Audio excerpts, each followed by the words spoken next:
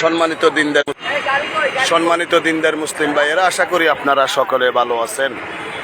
আলহামদুলিল্লাহ, আমিও ভালো আছি। আমি বর্তমানে উত্তরায় আছি। উত্তরা হাউস বিল্ডিং এর পাশে, এইদিকে হাউস বিল্ডিং এর পাশে মেইন রোডে আছি। এই দেখেন মানুষ, এটা মেইন রোড। তো আসলে কথাটা কি যে বলি, দেখুন আমরা সকলেই ব্যস্ত আছি। দুনিয়া নিয়ে আমরা সকলেই ব্যস্ত, সবাই দুনিয়ার পিছনে ছুটছি। আমি ফেসবুকে দেখেছি একটু আগে যে এক ব্যক্তি মদিনায় গিয়ে দলের গান গায়। দলকে সে পদ্মা মেঘনা যমুনার পাড়ে সে গাঁটি করছে। যাক, আমি নাম বললাম না ওই দলটার। যেই দলে দলে বিভক্ত হওয়াকে আল্লাহ সুবহানাহু ওয়া তাআলা কোরআনুল কারিমে এবং রাসূল সাল্লাল্লাহু আলাইহি ওয়াসাল্লামের অসংখ্য হাদিসে ইসলামের নামে হোক অনইসলামিক নামে হোক মুসলিমদের মধ্যে দলে দলে বিভক্ত হওয়া হারাম করে দিয়েছেন। আল্লাহ সুবহানাহু ওয়া তাআলা দলে দলে বিভক্ত হওয়াকে হারাম করে দিয়েছেন, কিন্তু আমরা এত দুর্ভাগা জাতি, আমরা সেই দলে দলে বিভক্ত হয়ে আছি। আর এই দলে দলে বিভক্ত হওয়ার পরেও দেখা গেছে যে আমরা সেটা নিয়ে আনন্দ করি, আফসোস করি না। হয়তোবা দুনিয়ার কিছু লোভ লালসায় আজকে বাংলাদেশে প্রায় 100 বছর অথবা 85 বছর মিনিমাম একটা ইসলামিক দলের প্রতিষ্ঠা হয়েছে, কিন্তু আজ পর্যন্ত তারা ক্ষমতায় আসতে পারেনি। কিন্তু ক্ষমতায় তারা আসুক আর না আসুক, নেতাদের পকেট ঠিকই ভারী হচ্ছে। নেতারা কর্মীদের পয়সা দিয়ে ঠিকই গাড়ি দৌড়াচ্ছে, বাড়ি করছে, ছেলে মেয়েদেরকে বিদেশ নিয়ে লেখাপড়া করছে। শুধু সাধারণ কর্মীরা কিছুই পায় না। তাদের মনের একটা আশা, তারা আল্লাহর কাছে পাবে। দুর্ভাগ্যজনক হলোই সত্য, কিছু কিছু লোক আছে, লেখাপড়া কি আছে না আছে জানি না, কিন্তু কোরআন এবং সহিহ হাদিসের বিরুদ্ধে তারা যুক্তি দাঁড় করায়। তারা এমনভাবে যুক্তি দাঁড় করায় মনে হচ্ছে তাদের যুক্তিটাই ইসলাম, যুক্তিটাই কোরআন। এই কারণে সূরা বাকারার ৭৯ নং আয়াতে আল্লাহ সুবহানাহু ওয়া তাআলা বলেছেন, ওই ব্যক্তির জন্য, ওদের জন্য দুর্ভোগ যারা নিজ হস্তে কিতাব রচনা করে আর বলে এটা আল্লাহ প্রদত্ত, এটা আল্লাহ প্রদত্ত। এভাবে তারা বলে এটা ইহুদি খ্রিস্টানরা করেছে, ইহুদিরা করেছে। বর্তমানে আমাদের দেশে যারা ইসলামের নামে দলে দলে বিভক্ত, অথবা অনইসলামিক দলগুলা, অথবা যারা পীর পূজায় বিভক্ত, অথবা যারা বিভিন্ন মাজার পূজায় বিভক্ত, যত ফেরকা আছে সব ফেরকারা নিজেরা নিজেদের মতবাদকে প্রতিষ্ঠিত করার জন্য, নিজেরা সমাজে প্রতিষ্ঠিত হওয়ার জন্য, নিজেরা ক্ষমতা দখলের জন্য, অথবা নিজেরা দুনিয়ার কিছু ফায়দা হাসিলের জন্য তারা কিছু না কিছু কোনো না কোনোভাবে তারা একটা না একটা তরিকা তারা বানিয়ে নিয়েছে। তারা আল্লাহ প্রদত্ত বিধানের অপব্যাখ্যা করে, রাসূল সাল্লাল্লাহু আলাইহি সাল্লামের সুন্নাহর অপব্যাখ্যা করে, হাদিসের অপব্যাখ্যা করে তারা তাদের মন গড়া তরিকা বানিয়ে নিয়েছে। আর এমনভাবে কথা বলে মনে হয় যে তাদের কথাটাই কোরআন এবং সহিহ হাদিস।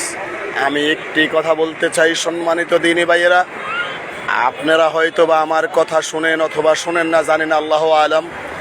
একটি কথা মনে রাখবেন সম্মানিত ভাইয়েরা, 1450 বছর আগে আল্লাহ রাসূল সাল্লাল্লাহু আলাইহি সাল্লামের যুগ এবং খোলাফায়ে রাশিদিনের যুগ, 4 জন খলিফার যুগে যেটা ইসলাম ছিল না সেটা বর্তমানে ইসলাম নয়। আল্লাহ রাসূল সাল্লাল্লাহু আলাইহি সাল্লামের 23 বছরের জিন্দেগিতে যেটা দিন ছিল না সেটা এখনো দিন নয়। আজকে দেখা গেছে যে আমাদের দেশের মানুষ আল্লাহর রাসূল সাল্লাল্লাহু আলাইহি সাল্লামের 23 বছরের জিন্দেগিকে বাদ দিয়ে তারা তাদের মন মতন তরিকা পথ পদ্ধতি বানিয়ে নিয়েছে। শুধু কিসের জন্য? ক্ষমতার জন্য, অল্প কিছু দুনিয়া বুক করার জন্য, দুনিয়ায় ক্ষমতায় যাওয়ার জন্য, অর্থ পাওয়ার জন্য। কেউ পীর পূজার মাধ্যমে, কেউ মাজার পূজার মাধ্যমে, কেউ দল পূজার মাধ্যমে। কিন্তু এরা নিজেরা নিজেদেরকে এমনভাবে জাহির করে, এমনভাবে তারা বলে, এমনভাবে চালায়, মনে হয় তারাই সব, তারা যাই বলে সব ইসলাম।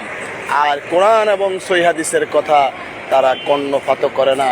দুনিয়ার যত বড় বড় ওলামায়ে কেরাম আছে, সব ওলামায়ে কেরাম যদি বলে যে না, এই আয়াতের ব্যাখ্যা এটা নয়, এটা সাহাবায়ে কেরাম এই ব্যাখ্যা করেছেন, আল্লাহ রাসূল সাল্লাল্লাহু আলাইহি সাল্লাম এই ব্যাখ্যা করেছেন, তারা বলে না, আমার দলের নেতা, আমার অমুক পীর, আমার অমুক বুজুর্গ, সে কি ভুল করেছে কিনা, সে কি ভুল ব্যাখ্যা করেছে কিনা, এটা তো সঠিক।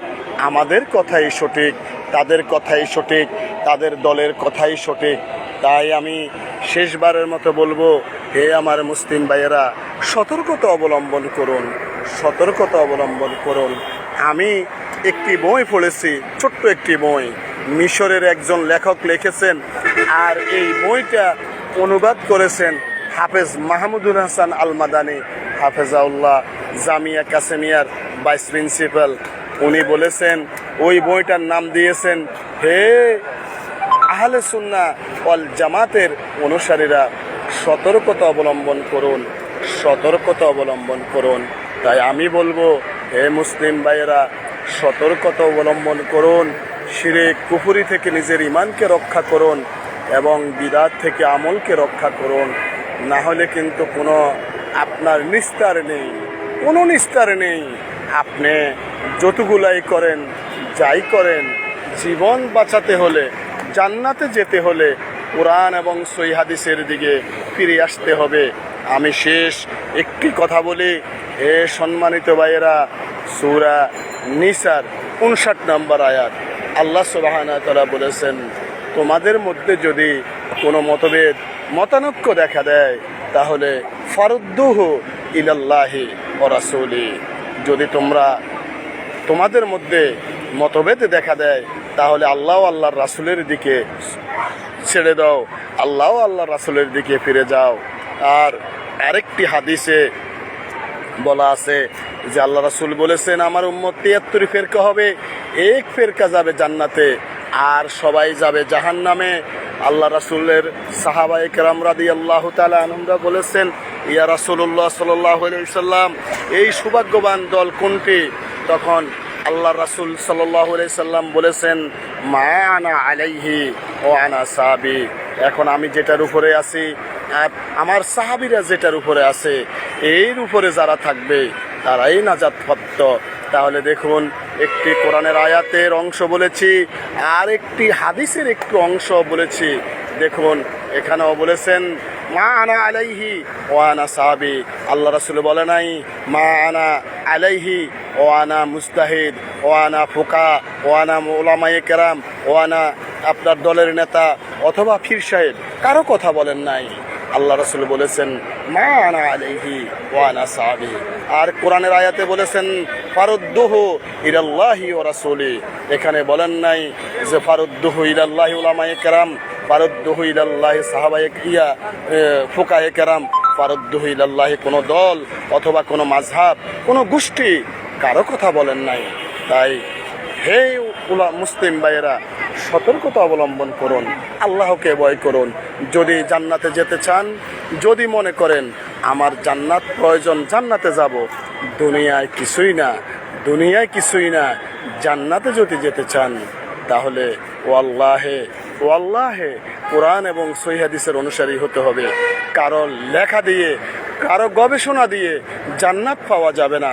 পৃথিবীতে যারা কোরআন এবং সহিহ হাদিস বাদ দিয়ে নিজস্ব মতামত ব্যক্ত করেছেন, ও তারা কখনোই সঠিক পথে উপরে নেই, তারা সঠিক পথের উপরে নেই। আল্লাহ আমাদেরকে সঠিক কথা বুঝার এবং পালন করার তৌফিক দান করুন। এই কথা বলে আমি আমার এই আলোচনা এখানে শেষ করছি। আর কি বলবো, আমি বর্তমানে আবদুল্লাহপুর আছি, উত্তরাতে আছি। দোয়া করবেন আমার জন্য, আল্লাহ যেন ইমানের সাথে বেঁচে থাকার তৌফিক দান করেন আর ইমানের সাথে মৃত্যু দান করেন। আমিন। আসসালামু আলাইকুম ওয়া রাহমাতুল্লাহি ওয়া বারাকাতুহু।